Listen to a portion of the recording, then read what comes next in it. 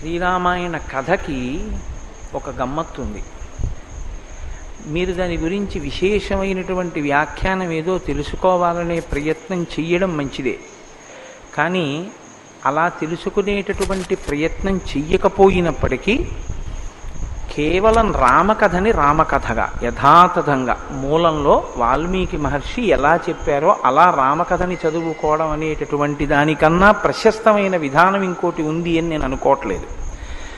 పెద్దలైన వారందరూ కూడా ఈ మాటే చెప్తారు. దానికి ఇంకా మీరు పక్కన ఏమీ చేర్చక్కర్లేదు. రామకథని రామకథగా చదువుకుంటే చాలు. వాల్మీకి ప్రణీతమైనటువంటి రామకథ ఏది ఉందో, శ్రీరామాయణం ఏది ఉందో, ఆ రామాయణాన్ని అలా ఆ మూలాన్ని, ఆ తాత్పర్యాన్ని, ఆ కథని, ఆ ఘట్టాల్ని మీరు స్మరించి దాన్ని పఠించి మీరు కృతకృత్యులు కాగలిగితే అది వేదోపబృంహణము కనుక శ్రీరామాయణము మీకు కటాక్షించవలసినటువంటి అభ్యున్నతిని అది కృప చేస్తుంది. అంత శక్తివంతమైనటువంటి కావ్యం.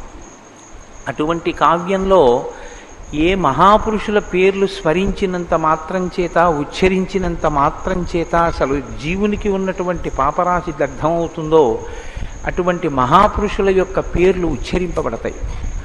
బాలకాండలో మొట్టమొదటే శ్రీరామచంద్రమూర్తి యొక్క అవతార ఆవిర్భావమునకు విశేషమైనటువంటి కృషి సల్పినటువంటి వ్యక్తి గొప్ప తపోధనుడు ఋష్యశృంగుడు.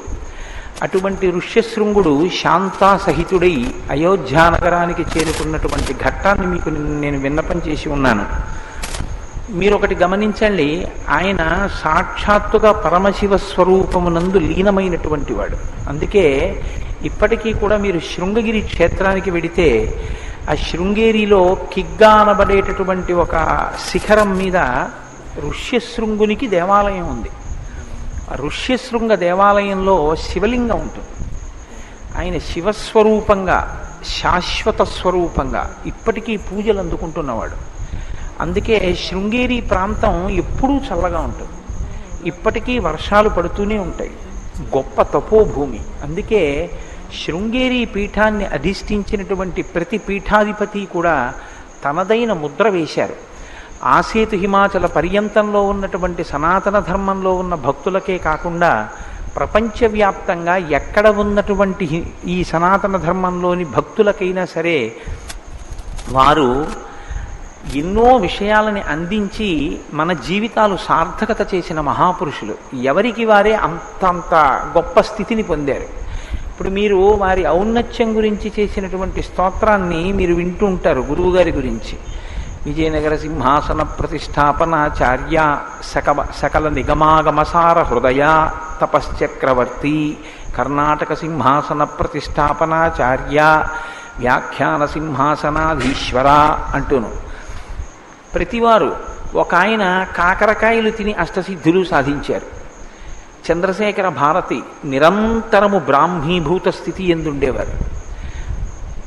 అలా ఒక్కొక్కరిది ఒక్కొక్క శైలి, ఒక్కొక్కరిది ఒక్కొక్క విలక్షణమైనటువంటి పద్ధతి. కానీ అందరూ మహానుభావులు ఈ జాతిని ప్రచోదనం చేసినవారు. దానికి అంతటికి కారణం ఎక్కడుందంటే, మూలకందం ఎక్కడుందంటే ఋష్యశృంగ మహర్షి తిరుగాడిన ప్రదేశం అది కావడం.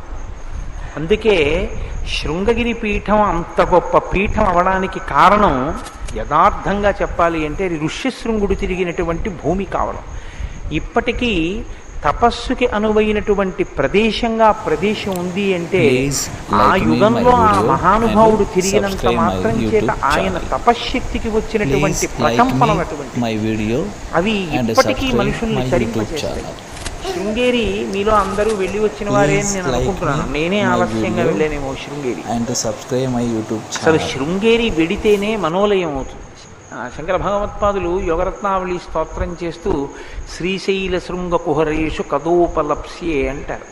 నాకు ఎప్పుడు శ్రీశైల క్షేత్రంలో ఉన్నటువంటి ఆ గుహలో కూర్చుంటే నా మనోలయం అవుతుందో అని ఆయన స్తోత్రం చేశారు. అలా శృంగగిరి మీరు ధ్యానం చేయడానికి చాలా యోగ్యమైనటువంటి ప్రదేశం. ఇంతటి యోగ్యతా సిద్ధికి కారణమైనటువంటి ఋష్యశృంగ మహర్షి ఆయన బయలుదేరి వచ్చేటప్పటికీ అంగరాజ్యంలో వర్షాలు పడ్డాయి. నేను అందుకే మీతో ఆ మాట ప్రస్తావన చేశాను. ఆయన వర్షము ఒకేసారి వచ్చాయి. అంతటి తపశ్శక్తి సంపన్నుడు. అంతటి క్షామము కూడా కేవలము ఆయన అడుగు పెట్టినంత మాత్రం చేత పోయింది. దశరథ మహారాజు గారికి ఉన్నటువంటి లోటు పూడ్చి ఆయన ఆధ్వర్యం వహించి చేయించినటువంటి ఆ యజ్ఞం సఫలీకృతమై రామచంద్రమూర్తి యొక్క ఆవిర్భావానికి కారణమైంది. అంతటి మహాపురుషుడైనటువంటి ఋష్యశృంగుడు అయోధ్య పట్టణానికి వెళ్ళడానికి ఉన్నటువంటి కారణాన్ని మీరు నిన్నటి రోజున విన్నారు. ఏ కారణానికి ఆయన వెళ్ళారు? ఏమయ్యా ఇంత గొప్ప పని చెయ్యాలంటున్నావు, అశ్వమేధయాగం చెయ్యాలంటున్నావు, ఒక ఇష్టి జరగాలంటున్నావు. అప్పటికి ఆ ఇష్టి ఏదో నిర్ణయింపబడలేదు కూడా. అశ్వమేధం అయ్యాక అడిగాడు దశరథ మహారాజు గారు, ఇప్పుడు నువ్వు ఏ ఇష్టి చేస్తే బాగుంటుంది అనుకుంటున్నావో అది నాతో చేయించన్నాడు. ఇంత పెద్ద కార్యం చెయ్యాలి, అశ్వమేధం అంటే సామాన్యమైనటువంటి ప్రక్రియ కాదు, ఇంత గొప్ప ప్రక్రియ చేయించాలి. నేను బయలుదేరి రావడము అంటే నాకేం లభిస్తుంది అని అడిగినవాడు కాడు ఆయన, నిత్యతృప్తుడు. ఎంత సంతోషం అంటే ఎప్పుడూ బ్రాహ్మీమయ స్థితిలో ఉండే మహానుభావుడు. అటువంటి మహాపురుషుడు దేనికి వశుడై వచ్చాడు అంటే రెండు కారణాలు. ఒకటి మామగారి ఆజ్ఞ, నాయనా నువ్వు వెళ్ళు అయోధ్య పట్టణానికి అన్నారు. ఇవాళ నేను ఎక్కడ బాధపడుతున్నానంటే మన సంస్కృతి బీటలు వారిపోయేటటువంటి రచనలు, మన సంస్కృతికి ఛిద్రం చేసేటటువంటి లఘునాటికలు ప్రసారం అవుతున్నాయి. మామగారు అంటే కేవలంగా అల్లుని చేత పీడింపబడవలసినటువంటి వ్యక్తి కాడు. తండ్రి గారు ఎంతగా గౌరవింపబడతాడో మామగారు అంతగా గౌరవింపబడవలసినటువంటి వ్యక్తి. పితృపంచకంలో ఒకరు. మామగారికి అల్లుణ్ణి నువ్వు వెళ్ళు అని శాసించే అధికారం ఉంది కాబట్టి అల్లుణ్ణి పంపగలిగాడు ఆయన. మామగారి మాటని అంత గొప్ప ఋష్యశృంగుడు ఔదల దాల్చాడు. రెండు, ఆయన రావడానికి ఒక్కటే కారణం. మీరు జాగ్రత్తగా శ్రీరామాయణాన్ని గమనించండి. రెండు చేతులు కలిపి దోషిలి ఒగ్గి ప్రణిపాతం చేసి పాదాల మీద తలపెట్టి నమస్కరించి ఇలా రెండు చేతులు పెట్టి అర్థించాడు, నాకు స్వర్గం కావాలి, నాకు పుత్ర సంతానం కావాలి, అవి కలగాలంటే మీరు రావాలి, వచ్చి మీ ఆధ్వర్యంలో ఆ యజ్ఞం జరగాలి, అంతే. ఇంకా ఆయన ఏం అడగలేదు, వస్తున్నానన్నారు. వస్తున్నాను, శాంతాసహితుడైన నేను బయలుదేరి వస్తున్నాను. అంత గొప్పగా యాగం జరిగింది అంటే ఋష్యశృంగ మహర్షి యొక్క రాక కారణం. ఈ దేశం యొక్క పేరు ప్రఖ్యాతులు దేనివల్ల వచ్చాయంటే భౌతికమైనటువంటి సంపద వలన కానీ, లేకపోతే ఇక్కడ ఉండేటటువంటి విలాసవంతమైన జీవితాన్ని దృష్టిలో పెట్టుకుని చూడడానికి అసలు అటువంటి స్థితి ఇక్కడ లేదు. మరి దేనివల్ల వచ్చింది అంటే కేవలము ఆర్ష ధర్మం పట్ల, సనాతన ధర్మం పట్ల అనురక్తి కలిగినటువంటి మహాపురుషులు ఇది సత్యమే సత్యమే సత్యమే అని 1కి 10 మార్లు తమ ఉపాసనల చేత నిరూపించారు. శంకర భగవత్పాదాచార్య స్వామి సాక్షాత్ కైలాస శంకరుడు కాలడి శంకరుడిగా అవతరించి భూమి 4 చెరగులా పర్యటించి సనాతన ధర్మంలో అంతర్భాగమైనటువంటి అద్వైతాన్ని ఆవిష్కరించారు. శంకరులు అద్వైత స్థాపకులు అంటుంటారు, తప్పు. ఆయన స్థాపించలేదు. అద్వైతం వేదాంతర్గతం, వేదాంతర్గతమైన ఒక సత్యానికి శంకరులు ప్రచారకులు. ఆయన ఏం కొత్తగా స్థాపించినది లేదు అందులో. ఆయన అందుకే 1కి 10 మార్లు చెప్పుకున్నారు అద్వైతం.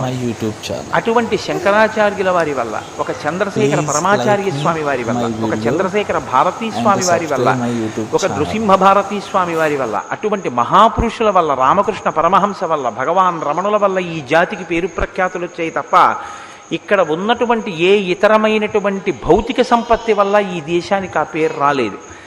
అటువంటి జీవనాడి ఎక్కడుందో, ఈ సంస్కృతి మూలాలు ఎక్కడున్నాయో శ్రీరామాయణం చెప్తుంది. మనం ఎలా బతకాలో రామాయణం నేర్పుతుంది. రామాయణం చదువుకుంటే, రామాయణం వింటే మనం ఏది దిద్దుకోవాలో, ఒక మనిషి పరిపూర్ణత్వం సాధించడానికి ఏది అవసరమో మనకి ద్యోతకం అవుతుంది. కాబట్టి ఋష్యశృంగ మహర్షి బయలుదేరి అయోధ్యానగరానికి వచ్చారు. వచ్చి అయోధ్యానగరంలో అంతఃపురంలో ఆయన వేంచేసి ఉన్నారు. దశరథ మహారాజు గారి యొక్క ఆతిథ్యాన్ని స్వీకరిస్తున్నారు. ఒకానొకనాడు రావలసినటువంటి నైమిత్తిక తిథి వచ్చింది.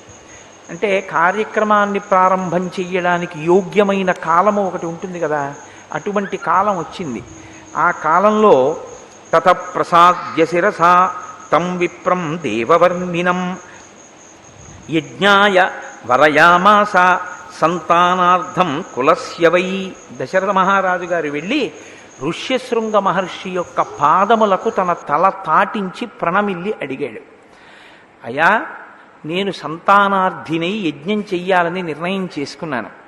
మీరు దానికి మిమ్మల్ని ఋత్విక్కుగా వరిస్తున్నాను. మీరు ఋత్విక్కుగా నిలబడి ఈ కార్యాన్నంతటినీ చేయించవలసింది. వెంటనే ఋష్యశృంగ మహర్షి అన్నారు, సంభారాహ సంభ్రియంతాం తే తురగశ్చ విముచ్యతాం. నాయన ఈ యజ్ఞానికి కావలసినటువంటి సంభారములనన్నింటినీ తెప్పించు, వాటన్నిటినీ సిద్ధం చేయి. సిద్ధం చేసి నువ్వు ఆ యజ్ఞాశ్వాన్ని విడిచిపెట్టు. విడిచిపెట్టినట్టయితే మనం అశ్వమేధయాగాన్ని ప్రారంభం చెయ్యొచ్చు అన్నారు. ఋష్యశృంగ మహర్షి అనుమతి ఇచ్చారు కనుక అశ్వమేధయాగం ప్రారంభం అవుతోంది. వెంటనే దశరథ మహారాజు గారు మంత్రుల్ని పిలిచి ఇతర పురోహితుల్ని ఇతర ఋషుల్ని కూడా తీసుకురమ్మని సుమంత్రుణ్ణి ఆజ్ఞాపించారు. సుయజ్ఞం వామదేవంచ జాబాలిం అధకాశ్యపం పురోహితం వశిష్టంచ ఏచాన్యే ద్విజసత్తమాహ. సుయజ్ఞుడు, వామదేవుడు, జాబాలి, కాశ్యపుడు, పురోహితుడైనటువంటి వశిష్ఠుడు వీళ్ళందరినీ తీసుకుని వచ్చారు. తీసుకుని వచ్చిన తరువాత వారికి తాను చెయ్యాలనుకుంటున్నటువంటి సంకల్పాన్ని ఒక్కసారి చెప్పాడు. నేను అశ్వాన్ని విడిచిపెడుతున్నాను, అశ్వమేధయాగాన్ని ప్రారంభం చేస్తున్నాను. ఎంతో సంతోషించారు. ఇక్కడ మీరు ఒక విషయాన్ని గమనించవలసి ఉంటుంది. కథగా వెళ్ళిపోతూ ఉంటుంది. ఈ యజ్ఞం అనేటటువంటి మాట సనాతన ధర్మమునకు మాత్రమే చెందిన సొత్తు. ఈ యజ్ఞము అన్న మాట మీకు ఇంకా ఇతరమైనటువంటి ఏ విశ్వాసముల యందు కనపడదు. అగ్నిహోత్రాన్ని వ్రీల్చి అగ్నిహోత్రంలో దేవతలకు హవిస్సులిచ్చి ఆ హవిస్సులు దేవతలకి అందడం వల్ల వాళ్ళు తృప్తి పొంది వాళ్ళు మనకి కావలసినటువంటి సమస్త శ్రేయస్సు కొరకు సాధనములను బహూకరించగలిగినటువంటి స్థితిని కల్పించగలిగినటువంటి ఆ స్థితిని ఒక్క సనాతన ధర్మంలో యజ్ఞము, యాగము, హోమము అన్న క్రతువుల ద్వారా తీసుకొచ్చారు తప్ప ఈ మంత్రభాగం కానీ, దేవతల్ని మంత్రంతో పిలవడం కానీ, అగ్నిహోత్రంలోకి హవిస్సు ఇవ్వడం కానీ, ఆ హవిస్సుని హవ్యవాహనుడై తీసుకుని దేవతలకు అందించడం కానీ మీకు ఇతరమైన చోట్ల కనపడదు. మీరు ఒక విషయాన్ని బాగా గమనించండి. ఈశ్వరుడు ఈ సృష్టి చేసినప్పుడు ఒక నిర్ణయం చేశాడు. ఈ లోకంలో మనకి సుఖ సాధనములైనవి ఏవుంటాయో వాటిని దేవతలు మనకి అనుగ్రహించవలసి ఉంటుంది. ఆ దేవతలు మనకు అనుగ్రహించడానికి వాళ్ళ పట్ల మనం మర్యాదతో ప్రవర్తించవలసి ఉంటుంది. మీరు చూడండి, ఐహికంగా ఆలోచించినప్పటికీ లోకంలో చూస్తే ప్రభుత్వము అని ఒకటి ఉంటుంది. ప్రభుత్వం ఎక్కడి నుంచి వస్తుంది? మనం ఎన్నుకున్నదే ప్రభుత్వం. ఆ ప్రభుత్వం కొన్ని కార్యాలు చెయ్యాలి. దానికి డబ్బు ఎక్కడి నుంచి వస్తుంది? మీరు కట్టిన పన్నులే, మనం కట్టిన పన్నులే ప్రభుత్వానికి ఆదాయం. మనం కట్టిన పన్నులతో ప్రభుత్వం మనకి సంక్షేమ కార్యక్రమాలు చూసినట్లే మీరిచ్చిన హవిస్సు చేత తృప్తి పొందిన దేవతలు మీకు కావలసినటువంటి ఉపకారం చేస్తారు. ఏమి ఇక్కడ మీరు పెట్టుకున్న వ్యవస్థ మీద మీకున్న నమ్మకం సనాతన ధర్మంలో చెప్పిన దేవతల మీద, యజ్ఞయాగాది క్రతువుల మీద మీకు ఎందుకు ఉండకూడదు? విశ్వాసము ప్రధానము. విశ్వాసమే ఈశ్వరుడు. గురువాక్యమునందు, శాస్త్రవాక్కునందు ఆ విశ్వాసం ఉండాలి. యజ్ఞము మీకు 3 రకములైనటువంటి ప్రయోజనాలను అందిస్తుంది. యజ్ఞము వలన వచ్చే ఉపయోగం ఏమిటంటే దేవతలు తృప్తి పొందుతారు. ఆయన వర్షం కురిపించాడు ఒక దేవత, దాని వలన పంటలు పండే. మీరు ఆ పంటని మీరు తినడం కాదు, కొంత పంటని అందులో వచ్చినటువంటి పంటలో కొంత భాగాన్ని పచనం చేసి ఆ తయారు చేసినటువంటి హవిస్సుని అగ్నిముఖంగా మళ్ళీ దేవతలకు ఇస్తాం. దేవతలు సంతోషిస్తారు. ఇది ఎలా ఉంటుందంటే మనమే పన్నులు కట్టి ప్రభుత్వాన్ని నిలబెట్టి నడిపించి దాని చేత మనం పరిపాలన పొందుతున్నట్లే మనమిచ్చిన హవిస్సులతో దేవతల ఆకలి తీరుతుంది. దేవతలు అనుగ్రహించినటువంటి వర్షంతో మన ఆకలి తీరుతుంది. ఇది ఈశ్వరుడు చేసినటువంటి నియమనం. దీన్ని అతిక్రమించకూడదు. యజ్ఞం ఎవరు చేస్తారో వాళ్ళకు 3 ప్రయోజనాలు కలుగుతాయి. ఒకటి, యజ్ఞం జరిగిన చోట దేవతలు తృప్తి పొంది మీకు కావలసినటువంటి కోరికని తీరుస్తారు. నాకు ఒక కోరిక ఉండిపోయింది. కోరిక అన్నప్పుడు మీరు ఒకటి జ్ఞాపకం పెట్టుకోవాలి. కోరిక అంటే అర్థం పర్థం లేని కోరిక కాదు. ఏ కోరిక కోరకుండా మీరు ఉండకూడదో మనుష్య జన్మలో, ఏ కోరిక మీకు తీరకపోతే మీ మనుష్య జన్మ యొక్క ప్రయోజనమే ప్రశ్నార్థకమవుతుందో అటువంటి కోరిక కొరకు మీరు ఒక యజ్ఞం చేయడం ఎప్పుడూ దోషం కాదు. మనిషికి జన్మతః 3 రుణాలు ఉంటాయి: పితృరుణము, దేవరుణము, ఋషి రుణము. పితృరుణం ఎలా తీరుతుంది? తండ్రి గారు నాకు జన్మనిచ్చినట్టే నేను వివాహం చేసుకుని నేను కూడా జన్మనివ్వాలి బిడ్డలకి. నేను ఓ కొడుకుని కని సచేల స్నానం చేస్తే నేను తండ్రి గారికి పడినటువంటి రుణం తీరుతుంది. కాబట్టి ఇప్పుడు నాకు రుణం తీరాలి అంటే నేను కొడుకుని కనాలి, నాకు సంతానం కావాలి. నాకు సంతానం కలగకపోతే నేను ఎవరిని అడగవలసి ఉంటుంది? ఏదో ప్రతిబంధకం ఉంది, సంతానం కలగట్లేదు. ఇప్పుడు ఆ ప్రతిబంధకాన్ని తొలగించి మమ్మల్ని ఆశీర్వదించి నాకు సంతానం ఇవ్వండి అని నేను ఎవరిని అడగాలి? దేవతలనే అడగాలి. మీరు ప్రభుత్వం 2 పనులు చేస్తుంది మీరు చూడండి. ప్రభుత్వము సంక్షేమము చూడడం ఒకటే కాదు, ప్రభుత్వం శిక్ష కూడా వేస్తుంది. ప్రభుత్వమే గ్రంథాలయం కడుతుంది, ప్రభుత్వమే పాఠశాల కడుతుంది, ప్రభుత్వమే కారాగారాన్ని కూడా నిర్మిస్తుంది. కారాగారాలు బయట వాళ్ళు ఎవరు నిర్వహించరు, ప్రభుత్వం నిర్వహిస్తుంది. ఎందుకంటే అవన్నీ నా కారాగారాలు, దాని బదులు ఇంకో పాఠశాల పెట్టండి అని మీరు అనకూడదు. కారాగారం ఉంది కాబట్టి, రక్షక భట వ్యవస్థ ఉంది కాబట్టి, నేర ప్రవృత్తి కలిగిన వారి వలన ఆపద పొందకుండా మిమ్మల్ని మీరు రక్షించుకోగలిగిన స్థితి సమాజంలో ఉంది. శిక్షించడానికి వ్యయం చేస్తుంది, రక్షించి మిమ్మల్ని వృద్ధిలోకి తేవడానికి వ్యయం చేస్తుంది. ఎవరిని శిక్షిస్తోందో అది దారి తప్పిన వాళ్ళని సన్మార్గంలోకి తేవడం ఒకెత్తు, ఆ శిక్ష వేయడం ద్వారా ఆ మార్గంలోకి వెళ్లకుండా క్రమశిక్షణతో ఉన్న వారిని రక్షించడం ఒకెత్తు. కాబట్టి ఏమంటే మీరు పాఠశాలలే పెట్టండి, గ్రంథాలయాలే పెట్టండి, మీరు జైళ్లు కట్టకండి అని మనం అడగకూడదు. ఈశ్వరుడు కూడా అంతే. ఈశ్వరుడు ఏం చేస్తాడంటే గత జన్మలలో మనం చేసినటువంటి పాపపుణ్యములు మనకి తెలియకపోవచ్చు, కానీ జీవుడు చేసిన పాపాన్ని చూసేవాడు వాడు ఉన్నాడు. వాడు ఇక్కడే కూర్చుంటాడు, చిత్రంగా కూర్చొని గుప్తంగా లెక్కలు రాస్తాడు. వాడే చిత్రగుప్తుడంటే వాడు అన్నీ రాసుకుంటూ ఉంటాడు. ఇక్కడ వాడికి తెలియందే ఉంది. వాడు దానికి ఫలితం ఇస్తాడు. కాలోహి బలవాన్ కర్త సతతం సుఖదుఃఖయో నరాణం పరతంత్రాణం పుణ్యపాపానుయోగత అంటాడు వ్యాసుడు దేవీ భాగవతంలో. కాల రూపంలో కాల కలగతామహం అంటాడు గీతలో గీతాచార్యుడు. ఆయనే కూడికలు తీసివేతలు చేస్తూ ఉంటాడు. ఇదిగో వీడికి గత జన్మలలో చేసుకున్న పాప నివృత్తి కొరకు ఇప్పుడు ఈ కష్టాన్ని ఇస్తున్నాడు. అప్పుడు ఆ కష్టాన్ని మీరు అనుభవించవలసిందే. అందుకే మీరు జాగ్రత్తగా గమనించండి. సనాతన ధర్మంలో మీ పాపానికి ఫలితం ఇవ్వడానికి, మిమ్మల్ని ఏడిపించడానికి ఓడు, మిమ్మల్ని సుఖపెట్టడానికి ఓడు, మిమ్మల్ని వాడు పట్టుకుని ఏడిపిస్తుంటే వాడి నుంచి విముక్తి పొందడానికి మళ్ళీ భగవంతుడిని ప్రార్థించడం ఇలా ఏం ఉండవు. భయకృత్ భయనాశన.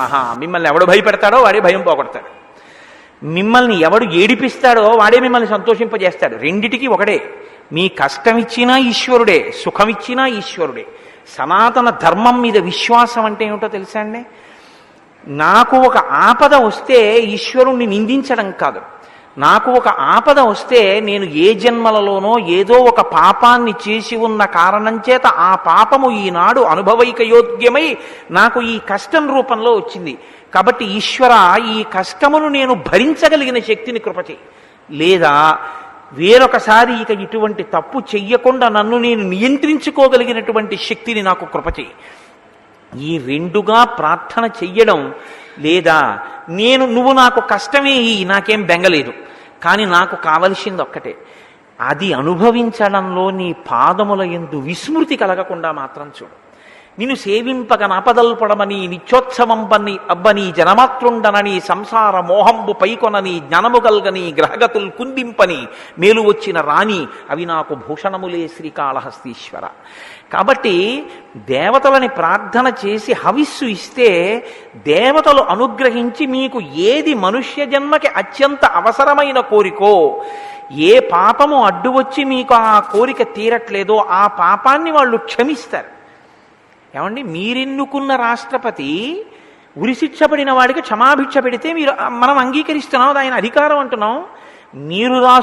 మనం రాసుకున్న రాజ్యాంగాన్ని బట్టి అధికారం వచ్చిన రాష్ట్రపతి క్షమాభిక్ష పెడితే ఒప్పుకుంటే, ఈ బ్రహ్మాండములను సృష్టించినటువంటి సకల బ్రహ్మాండములకు అధినాథుడైన ఈశ్వరుడు మీ పాపాన్ని క్షమించి మీ కోరిక తీరిస్తే అడగగలిగిన మనగాడేవాడున్నాడు. వాడు సర్వతంత్ర స్వతంత్రుడు. కాబట్టి అఖిలాండ కోటి బ్రహ్మాండ నాయకుడు, ఆయన అనుగ్రహించగలడు. దాన్ని నమ్ముతుంది వేదం, దాన్ని నమ్ముతుంది సనాతన ధర్మం. అందుకు చేస్తాం యజ్ఞం, అందుకు చేస్తాం యాగం. కాబట్టి మీ వ్యక్తిగతమైనటువంటి కోరవలసిన కోరిక తీరడానికి మీరు యజ్ఞయాగాదులు చేయాలి. యజ్ఞయాగాదులు చేయడం వల్ల ఇక్కడ మీ కోరిక తీరడం ఒకటి. రెండు, పైలోకములలో స్వర్గలోక ప్రాప్తి దీని వలనే ఆధారపడి ఉంటుంది. కానీ స్వర్గలోక ప్రాప్తి అన్నది పుణ్యం ఉన్ననాళ్ళు ఉంటుంది. పుణ్యం అయిపోయిందా, క్షీణే పుణ్యే మర్త్యలోకం విశంతి, మళ్ళీ కింద పడిపోతాడు. మూడవ ప్రయోజనం ఒకటి ఉంటుంది. అది ఏమిటి అంటే ఇష్టాపూర్తములు అంటారు. అంటే తనకి లోపల ఏం కోరిక లేదు, అత్యుత్తమ మార్గం అనమాట అది. లోపల ఏ కోరిక లేదు. ఎందుకు చేస్తున్నావు? ఏమి కోరిక లేదు. మరి ఎందుకు చేస్తున్నావు? ఈశ్వరుడు నాకు ఇవి ఇచ్చాడు కాబట్టి నేను చెయ్యకుండా ఉండలేక చేస్తున్నాను. అలా చెయ్యడం ఏదైతే ఉందో అటువంటి దాని వలన చిత్తశుద్ధి కలుగుతుంది. చిత్తశుద్ధితో కూడినటువంటి భక్తితో కూడినటువంటి కర్మాచరణము చేత జ్ఞానం ఆవిర్భవిస్తుంది. ఆ జ్ఞానము చేత మోక్షము కలుగుతుంది. కాబట్టి ఇప్పుడు 3 ప్రయోజనములను సాధించుకొనుటకు యజ్ఞము, యాగము, ఈ రెండు లేదా ఈ ప్రక్రియ మీకు ఆధారభూతమై ఉంది సనాతన ధర్మంలో. ఇది మీకు ఏ ఇతర విశ్వాసమునందు ఈ యజ్ఞయాగాది క్రతువులన్నవి కనపడవు. ఇది సనాతన ధర్మము యొక్క సొత్తు. అలా హవిస్సు ఇవ్వడానికి కావలసినటువంటి మంత్రభాగాన్ని రూపకల్పన చేసి మనకు అందించినటువంటి ఋషులకు మనం రుణపడిపోయాం. వాళ్ళ మంత్రం ఇచ్చి ఉండకపోతే, ఆ యజ్ఞం చెయ్యడానికి మనకు అవకాశం లేకపోతే ఇవాళ మనం ఈ సుఖాన్ని పొందలేం. కాబట్టి నేనెప్పుడు ఋషికి అప్పుపడ్డానండి అని అడగడానికి ఏం లేదు. పుట్టుకతో నీకు ఋషి రుణం ఉంది. అది తీరాలంటే ఏం చేయాలి? నువ్వు ఋషి రచించినది నువ్వు చదువుకోవాలి. నీకు 4 మాటలు చెప్పగలిగినటువంటి అదృష్టం ఈశ్వరుడు ఇచ్చి ఉంటే 4 మాటలు చెప్పాలి. నేను మీ దగ్గర 100 రూపాయలు ఇచ్చుకుని తిరిగి మీకు 100 రూపాయలు ఇచ్చేస్తే నాకెవ్వరూ దానికి ఏం పెద్ద సత్కారం ఏం చేయరుగా. కోటేశ్వరరావు గారు పుచ్చుకున్న బాకీ 100 రూపాయలు తిరిగి ఇచ్చారని సత్కారం చేస్తారా? నేను వాల్మీకి మహర్షికి రుణపడ్డాను పుట్టుక చేత. ఆ రుణం తీర్చుకోవడానికి నేను రామాయణం చెప్పుకున్నాను. నా రుణం నేను తీర్చుకుంటే మీరు నాకు సత్కారం చేయడం ఎందుకు? నేను రామాయణం చెప్తే మీరు సత్కారం చేయాలా? నేను అప్పు తీరిస్తే మీరు సత్కారం చేస్తారా? చెయ్యరు. కాబట్టి ఎందుకు చెప్పుకోవాలి ఋషిప్రోక్తమైన విషయాలంటే నేను నా అప్పు తీర్చుకోవడానికి చెప్పాలి. మీరెందుకు వినాలంటే విని మీ అప్పు మీరు తీర్చుకోవాలి, మన జీవితాలు దిద్దుకోవాలి. అందుకొచ్చాయి ఇవన్నీ. కాబట్టి సనాతన ధర్మమునందున్న అచంచల విశ్వాసములకు పరాకాష్ట యజ్ఞ సంకల్పం. ఆ యజ్ఞము జరగాలి అంటే నేను సంకల్పం చేస్తే, నేను చక్రవర్తిని కనుక, నేను మహారాజును కనుక, నాకు ఐశ్వర్యం ఉంది కనుక జరిగిపోతుంది అనుకోవడం అవివేకం. అంతటి క్రతువు జరగాలి అంటే పైన ఒక మహాపురుషుడు ఒకడు ఉండాలి. ఆయన సంకల్పం ఉండాలి, ఆయన ఆశీర్వచనం ఉండాలి, ఆయన వచ్చి అక్కడ కూర్చుని ఉండాలి. ఆయన తపస్సు చేత, ఆయన అక్కడ తిరుగుతున్న కారణం చేత సమస్త ప్రతిబంధకములు తొలగిపోయి కార్యం నిర్విఘ్నంగా జరిగిపోతుంది. ఇది జరగడానికి అంతటి మహాపురుషుడు రావడం ఏది కోరి రాడు. మీరు చెయ్యడానికి ద్రవ్యం ఉంటుందేమో, చెయ్యడానికి సంభారాలు ఉంటాయేమో, ఆయన రావడానికి మీరు ఇచ్చేది ఏమి ఉండదు. ఎందుకంటే ఆయన మీ దగ్గర కోరిపుచ్చుకునేది ఏమీ ఉండదు. కాబట్టి ఎందుకు వస్తాడు ఋష్యశృంగుడు? ఒక్కదానికే వస్తాడు, వినయం చేత వస్తాడు. మీరు ఘటించేటటువంటి అంజలి చేత వస్తాడు. ఇది చూపిస్తోంది శ్రీరామాయణం. రామాయణాన్ని కేవలం దశరథుడు చేసిన యజ్ఞమని వినకండి. అందులో ఉన్న ధర్మ సూక్ష్మాన్ని మనం గ్రహించిన నాడు పెద్దల పట్ల ఎందుకు మనం వినయంతో ఉండాలి, దేని వలన మనం ఉపకారం పొందుతున్నామన్నది తెలుసుకున్న నాడు మనం వాళ్ళకి ఎంత రుణపడ్డామో, మనం ఎంత జాగ్రత్తగా పెద్దల పట్ల మసలవలసి ఉంటుందో మనకి అవగతం అవుతుంది. కాబట్టి ఆ వశిష్ఠాది మహర్షుల్ని పిలిచాడు. పిలిచి యజ్ఞో మే క్రియతాం బ్రహ్మన్ యథోక్తం మునిపుంగవ యథాన విఘ్న క్రియతే యజ్ఞాంగేషు విధీయతాం. ఇది సనాతన ధర్మం యొక్క అంతర్భాగం. ఇది రామాయణం అంటే. మన ఇంట్లో పెళ్లి జరుగుతుంది. పెళ్లికి బ్రహ్మస్థానంలో ఒక ఆయన్ని కూర్చోబెడతాం. ఊళ్ళో ఉన్న వాళ్ళందరినీ ఇంటికి వెళ్ళి బొట్టెట్టి పిలుస్తాం. బ్రహ్మస్థానంలో ఎవరు కూర్చుంటున్నారో ఆయన ఇంటికి వెళ్ళి పంచెల చాపిచ్చి, అయ్యా మీరు నా కుమార్తె వివాహానికి బ్రహ్మస్థానంలో కూర్చుని నా చేత కన్యాదానం చేయించి దశ పూర్వేషాం దశాపరేషాం, నా ముందు 10 తరాలు నా తర్వాత 10 తరాలు తరించిపోయేటట్టుగా నిర్విఘ్నంగా సంకల్పిత కార్యం వైదికంగా పూర్తయ్యేటట్టు నన్ను అనుగ్రహించి మీరు గురుముఖత నేర్చుకున్న మంత్రభాగం చేత నన్ను తరింప చెయ్యండి అని ఇంటికి వెళ్ళి నమస్కరించి బట్టలు పెట్టి నువ్వు ఆహ్వానించావా? అది ముందు చెయ్యవలసిన పని ఏమైనా ఉంటే పెద్దలని ముందు ఆశ్రయించి వాళ్ళని ఆహ్వానించాలి. దశరథుడు ఇది అడుగుతున్నాడు. సంకల్పం నాది, విఘ్నం ఇవ్వగలిగిన శక్తి ఈశ్వరుడు. సంతానం కలగకుండా వచ్చిన విఘ్నం యజ్ఞం జరగకుండా కూడా రాదేమిటండి? ఎందుకు రాదు? ఎవరి వలన రాదు అంటే ఏ మహాపురుషుడు వచ్చి అక్కడ కూర్చుంటే రాదో ఆయన వచ్చి కూర్చోవాలి. ఇప్పుడు ఆయన వచ్చి కూర్చోవాలంటే వినయంతో నమస్కారం చేసి అడగాలి. మీరు ఎందుకు కూర్చోవాలో తెలుసా? మంత్రాలు నేర్చుకున్నారు కాబట్టి కూర్చోవడం కాదు. మీరు కూర్చుంటే చాలు, విఘ్నం లేకుండా నడుస్తుంది. ఇది మీరు అడగవలసింది. నేర్పుతోంది మనకి శ్రీరామాయణం. ఎంత గౌరవంగా మాట్లాడాలో, ఆ వైదిక నిష్ట ఉన్న వారి పట్ల ఎంత మర్యాదగా ప్రవర్తించవలసి ఉంటుందో మనకి శ్రీరామాయణం నేర్పుతుంది. కాబట్టి యజ్ఞోమే క్రియతాం బ్రహ్మన్, బ్రహ్మన్ ఓ బ్రహ్మమును తెలుసున్నవాడా మహానుభావ వశిష్ఠ మహర్షి, మీరు ఈ యజ్ఞ కార్యాన్ని నిర్వహింపచేయండి. యథోక్తం మునిపుంగవ, ఉక్తం ఎలా చెప్పబడిందో, ఎలా చెయ్యాలని చెప్పబడిందో అలాగే నిర్వహించండి. అలాగే నిర్వహించండి అంటే నేనండి అది తెప్పించేశాను, నేనండి ఇది తెప్పించేశానని నువ్వు ముందు చెప్పడం కాదు. ఎలా జరగాలో అలా జరిపించండి అని అడగండి. అప్పుడు ఆయన ఇవన్నీ తెప్పించాలి. అప్పుడు మీరు పిలిచి మీ సేవకులనో మంత్రులనో ఇవన్నీ తెప్పించండి అనాలి. నేను ఇవన్నీ తెప్పించాను అని మీరెళ్ళి చెప్పారనుకోండి, అప్పుడు ఆయన ఎందుకు ఇంకా? అంటే మాటలో గౌరవం. ఒక స్థానం దగ్గరికి వెళ్ళి మాట్లాడేటప్పుడు ఎలా మాట్లాడాలో శ్రీరామాయణం బాగా చదువుకుంటే మీరు ఎక్కడ ఎలా మాట్లాడాలో అలా తప్ప ఇంకోలా మీరు మాట్లాడలేరు. కాబట్టి చూడండి, యథోక్తం మునిపుంగవ యథా నవిఘ్న క్రియతే యజ్ఞాంగేషు విధీయతాం. యజ్ఞము నందు అంగములుంటాయి. ఈ అంగములన్నీ ఏ విఘ్నము రాకుండా జరిపించి నన్ను కృతార్థుడను చేయవలసింది. ఏవి నేనెందుకు చేయించాలి? నేను తపస్సు చేసుకుంటున్నాను, నేనేదో ప్రశాంతంగా కూర్చుందాం అనుకుంటున్నాను, నాకెందుకయ్యా ఇవన్నీ? నీకు బిడ్డలు లేకపోతే ఓ ఆశీర్వచనం చేయించుకో అనొచ్చుగా వశిష్ఠుడు. అలా వశిష్ఠుడు అనకుండా ఎందుకు రావాలో చెప్తున్నాడు దశరథ మహారాజు గారు. భవాన్ స్నిగ్ధ సుహృన్మహ్యం గురుశ్చ పరమో మహాన్ బోఢవ్యో భవతా చైవ భారో యజ్ఞస్య చోద్యత. ఎంత గొప్పగా మాట్లాడాడో చూడండి. భగవాన్ స్నిగ్ధ.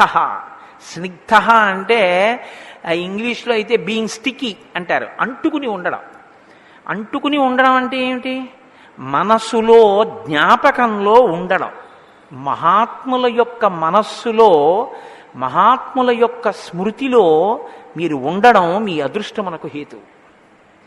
ఎందుకో తెలుసా అండి? వాళ్ళు పరిచయాలు కోరుకోవడానికి దూరంగా ఉంటారు. ఏదో పెద్ద ఊరికే చాలామందితో పరిచయం పెట్టేసుకుని చాలామందితో మాట్లాడేసి చాలామందితో ఇన్ఫ్లుయెన్స్ అని ఓ దిక్కుమాలిన మాట ఉంటుంది. అలాంటి వాటి కోసం వాళ్ళకి వెంపర్లాట ఉంటుంది. సర్వతంత్ర స్వతంత్ర ఆదిరాజధాని విద్యానగర రాజధాని మీరు విన్నారు ఇప్పుడు గురుస్తోత్రంలో. సర్వతంత్ర స్వతంత్ర అంటే ఏమిటో తెలుసా అండి? గురువుకి చెల్లుతుంది ఆ మాట. గురువుకి కూడా అందరూ ఒక్క స్థాయిలో ఉండరు. సర్వతంత్ర స్వతంత్ర అంటే మీకు ఒక ఉపకారం చెయ్యాలి అని అనుకుంటే మళ్ళీ ఇంకోళ్ళని పిలిచి ఏమో ఆయనకో 50 రూపాయలు ఇద్దాం అనుకుంటున్నాను, ఓ 50 ఉంటే ఇద్దు అని అడిగిపుచ్చుకోవడం సర్వతంత్ర స్వతంత్ర కాదు. సర్వతంత్ర స్వతంత్ర అంటే తను సంకల్పం చేస్తే తనంత తాను సమకూడాలి ఈశ్వరానుగ్రహంతో. ఆయన ఇలా చేయి చాపడం, ఆయన అసలు ఇలా ముట్టుకోరు. ఆయన సంకల్పం చేస్తారు, అది వస్తుంది. కంచికామకోటి పీఠాధిపతులు మహానుభావుడు చంద్రశేఖర పరమాచార్య నడిచే దేవుడిని పేరు. ఆయన దగ్గరికి వచ్చి ఒక పేద కుటుంబం అడిగింది, మాకు బంగారు కాసులు ఇన్ని కావాలి వివాహం చేసుకోవడానికి. ఆయన ఏం అనలేదు, అలాగే కూర్చున్నారు. ఓ 18 బంగారు కాసులు కావాలి నాకు జ్ఞాపకం ఉన్న లెక్కలో అయితే. ఆయన అలా విన్నారు, ఏం అనలేదు, అలాగే కూర్చున్నారు వాళ్ళు. కాసేపు అయింది, భగవన్ ఇలా వెళ్ళిపోతున్నాం, మీ దర్శనం కోసం వచ్చాం, ఈ 18 బంగారు కాసులు మీరు స్వీకరించవలసింది. ఐశ్వర్యవంతుడు వచ్చి ఆ బట్ట మీద వేశాడు. ఆయన సత్యదండంతో ఇలా తోశారు, అడిగిన వాడికి తీసుకోవాలి. ఆయన వారు అడగగానే ఆయన కామాక్షి అమ్మవారిని అడిగారు. కామాక్షి అమ్మవారు ఆయన్ని పంపించారు. అది సర్వతంత్ర స్వతంత్ర. శంకర భగవత్పాదులు ఒక వృద్ధ బ్రాహ్మణికి ఐశ్వర్యం ఇవ్వాలనుకున్నారు. ఆయన మళ్ళీ ఎవరి దగ్గరికో వెళ్ళి డొనేషన్లు అడగలేదు. ఆయన Please Mugdha like ముహుర్వి my దదతి video వదనే and మురారే subscribe my ప్రేమత్రపా YouTube channel. ప్రణిహితాని గతాగతాని Please like my మాలాదృశోర్మధుకరీవ video మహోత్పలేయా and subscribe my YouTube సామే channel. శ్రియం దిశతు సాగర సంభవాయాః Please like దిగ్గస్తిభిః my Kanaka video Kumbh ముఖావసృష్ట and subscribe my స్వర్వాహినీ YouTube విమలచారు జలప్లుతాంగీం ప్రాతర్నమామి జగతాం జననీమశేష లోకాధినాథ గృహిణీం అమృతాబ్ధిపు